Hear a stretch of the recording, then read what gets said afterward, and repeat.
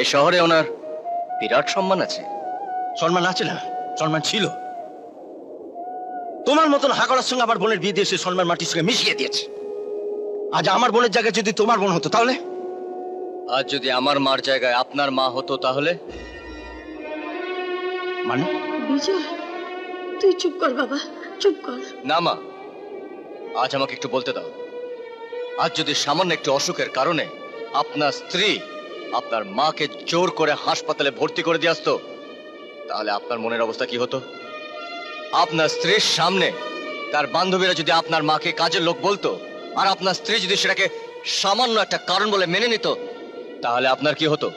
হাসপাতালে ভর্তি করে দেওয়ার পর মাকে একবারও দেখতে না গিয়ে বন্ধুদের নিয়ে যদি বেড়াতে যেত, তাহলে আপনার কেমন লাগতো? চুপ করে থাকবেন না স্যার, চুপ করে থাকবেন না, বলুন, উত্তর দিন।